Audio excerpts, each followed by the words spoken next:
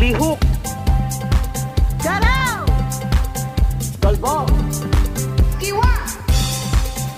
Gunay, Buklag, Gios! Halina't tayo'y mag-ehersisyo, labanan ng sakit at mundo. Sabay-sabay takot sa mundo, lahat tayo'y mga Pilipino. Umalong sumayaw, umatsak sumisigaw,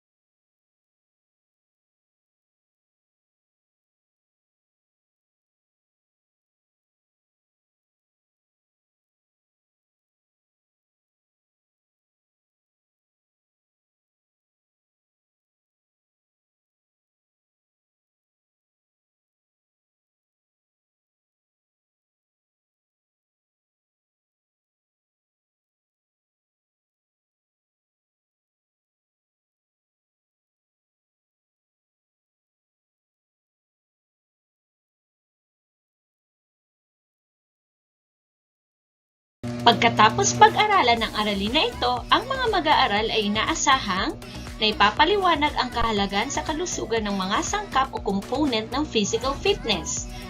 Nasusukat ang mga gawaing pisikal na nagtataglay, tumutugon at nakalilinang sa mga sangkap o component ng physical fitness. At nakapagpapamalas ng pakikiisa sa paggawa ng mga gawain. Sagutan natin ang maikling pagsusulit sa subukin natin. Tunghayan ang mga nakatalang gawaing pisikal sa bahay, sa paaralan o sa labas ng tahanan. Tukuyin kung gaano kadalas itong ginagawa sa pamamagitan ng paglagay ng karampatang bilang 4 kung palagi, 3 madalas, 2 madalang, 1 paminsan-minsan. Isulat din kung anong sangkap ng fitness ang nalilinang at napapaunlad nito. Number 1. Gawaing pisikal. Paggamit ng hagdan sa pag-akyat at pagbaba ng bahay, gusali o mall. Pangalawa, pag-ehersisyo. Pangatlo, pag-iigib ng tubig o pagbubuhat ng mabigat. Pang-apat, pagliligpit ng gamit o laruan. Pang-5, pagsasayaw. Ilagay ang inyong sagot sa papel. Para sa balikan natin, panuto, tingnan ang larawan sa ibaba. Ano-ano ang iba't ibang pagsubok sa physical fitness na makikita sa Physical Activity Pyramid Guide na nakakatulong sa pagpapaunlad ng physical na kaanyuan ng isang individual.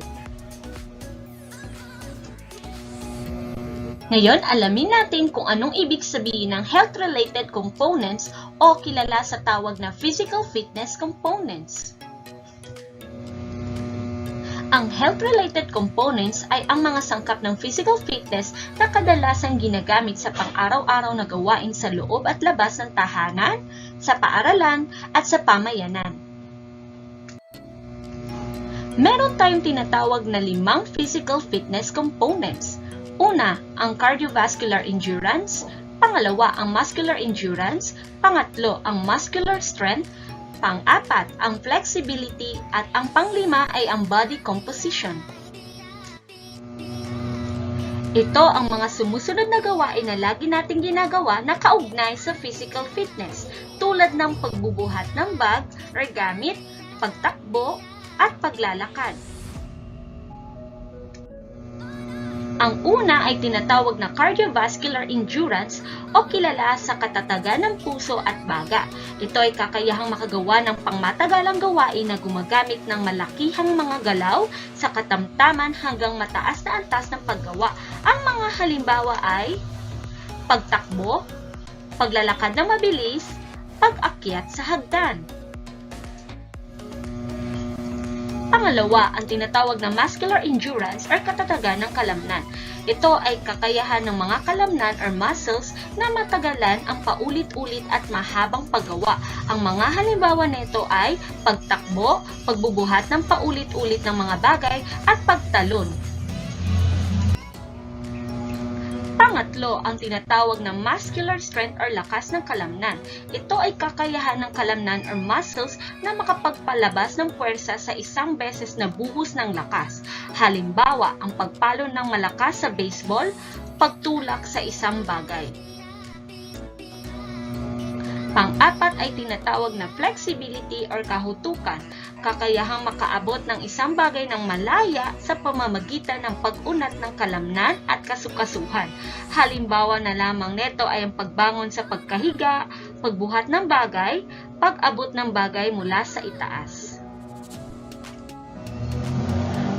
Pang-5 ang tinatawag na body composition o dami ng taba at parte na walang taba tulad ng kalamnan, buto at tubig sa katawan. Ang halimbawa na lamang neto ay pagkuha ng body mass index or BMI. Kung makikita ninyo sa screen, nandito po ang formula kung paano ninyo kunin ang body mass index. Kailangan po ng weight, height,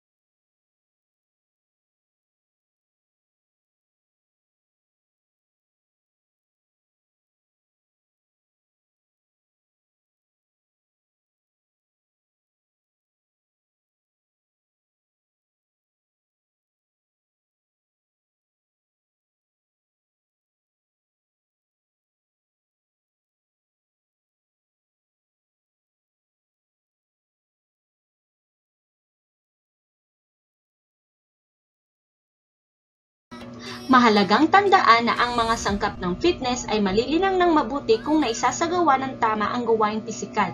Ang palaging aktibong paglahok sa mga laro, gawain sa bahay, paaralan at pamayanan ay makakatulong sa pagpapataas ng antas ng physical fitness. Ang mataas na antas ng physical fitness ay daan para sa magandang kalusugan. Para sa isabuhay nating